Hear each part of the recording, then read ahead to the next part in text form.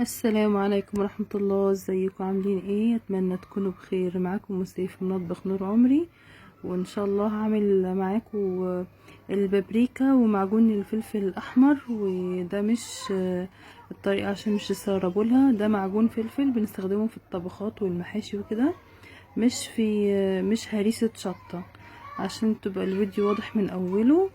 بس اللي اول مرة يشوف معايا القناة وحابب يتابع الفيديو للاخر، ما تنسوش اللايك. يلا حطوا لايك في اول فيديو كده وشجعوني باللايك. وشفتوا دي البابريكا. واللي اول مرة يشوفني ويشوف قناتي، انا ام سيف، وحب تعملوا لايك وشير وسبسكرايب لمطبخ نور عمري. وبينا كده ان شاء الله نبدأ الفيديو ونشوف عملنا الحاجة الجميلة دي ازاي. هي بتبقى حلوة قوي في الاكلات.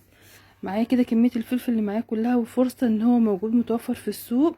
وده كده فلفل رومي او فلفل بلدي عادي، بيبقى بارد مش حر، بس مش فلفل الوان. يعني ده مش الاحمر اللي بيبقى فلفل الوان اللي بيبقى معاه اخضر واصفر واحمر، لا مش ده. ده فلفل بلدي عادي اللي متوفر، ده يعني بيكون مليان في الصيف كده. انا غسلته زي ما شفتوا اكتر من مرة.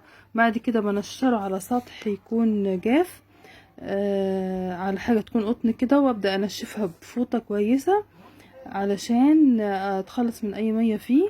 بعد كده بقعد عليه كده واقشره وانضفه من اي بذر فيه والعنقود الاخضر اللي بيكون فيه ده وكله كده. بخلص الكمية كلها كده، باخد شوية اعبيهم في كيس تلاجة. وده بيبقى حلو قوي في القلب اللي بنعمله للملوخية وللبامية والسمك، اللي هي التتبيلة بتاعت السمك.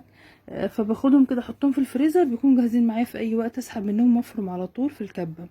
الشوية دول بقى هنجهزهم عشان نعملهم بابريكا. باجي على صينية كده وانشر شوية من الفلفل اللي انا نضفته ده، بس اهم حاجة يبقى نشف كويس، يعني في كل مرحلة تكوني مصفياه كويس قوي. وهسيبه بقى عشان احطه في الشمس. آه، هسيبه 4 ايام.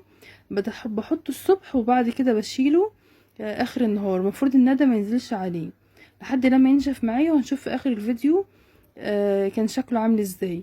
هاجي بقى ده كده اللي هسبكه عشان اعمله الفلفل المعجون، او اللي هو احنا بنقول عليه، يعني في بلدنا بنقول عليه مطبوخ. بحط بين كل واحدة والتانية رصة والتانية كده شوية من الفلفل، شوية قصدي من الملح. الملح ده بيعمل معايا كمادة حافظة، وكمان بيساعد ان الفلفل ينزل المية بتاعته، لان احنا هنحتاجها دلوقتي. هغطي عليه كده واسيبه 24 ساعة في التلاجة، علشان في طريقة تقول ان هو 3 ايام. 3 ايام ده هيكون غير طعمه. ما احتاج بصوا ينزل المية اللي فيه كده. وبرضو ما تحاولوش تنزلوا له ميه، يعني تحطوا عليه ميه. رفعته على النار غلى غلوتين لحد لما طري. وانا لسه عايزه الميه اللي جواه دي علشان اعرف افرمه في الخلاط زي ما حضراتكم شايفين كده. واصفيه. لو كان تقيل ومتسبك للاخر مش هعرف اصفيه. بصوا انا استخدمت هرسة البطاطس تساعدني في التصفيه. صفيت كده الكميه كلها، وبقت معايا بالشكل اللي حضراتكم شايفينه ده. متصفي بقى وراعي جدا. هنبدأ بقى نسبكه دلوقتي. هناخد حلة على النار. بصوا احنا محتاجين، لان لو في قشور او بذر بيبقى شكلها وطعمها مش حلو خالص في الاكل، بالذات لو في المكرونة. هاخد في حلة كده ويحط فيها كمية وفيرة، يعني كمية كويسة جدا من الزيت. الزيت ده برضه هيسهل معايا لما يدخل التلاجة، وهيكون مادة حافظة. هسيبه بقى يتسبك على مهله. او بتبقوا موطين النار جامد، لانه هو بيلسع بسرعة لحد لما يتسبك زي المكرونة بالظبط. قصدي زي الصلصة، عشان احنا بنستخدمه في المكرونات بعد كده. الطفل ده المفروض ان هو ليه اعادة استخدام، بس بصراحة انا رميته يعني.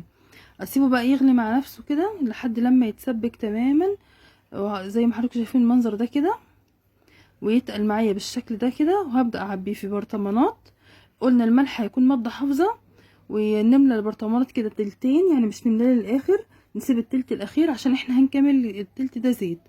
التلت ده طبعا زي ما حضراتكم شايفين، زي فكرة التوم اللي بنحطه في الفريزر، بنزوده زيت علشان يبقى سهل معايا وهو بيقطع. وكمان بيكون مادة حافظة، تقدري تحتفظي بيه في التلاجة.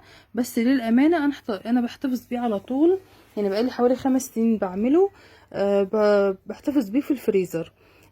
طبعا مش بيبقى جامد ولا ماسك في بعضه. بصوا حضرتك زي ما كنتوا شايفين، الاصفر اللي على الوش ده كان الزيت، بيكون سهل خالص في القطع، ده بفضل الزيت اللي احنا حطيناه. وطبعا الملح بيكون مادة حافظة بستعد لي، مش بتخليه يجمد معايا جامد ولا يمسك جامد.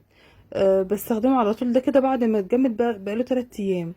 وبعد ما عدى 5 ايام على الفلفل وانا بنشفه في الشمس، اطلعه الصبح وارجع ادخله اخر اليوم. اول ما تسمعوا الصوت ده بيطلع منه تعرف على طول ان هو وصل للتحميص المطلوب.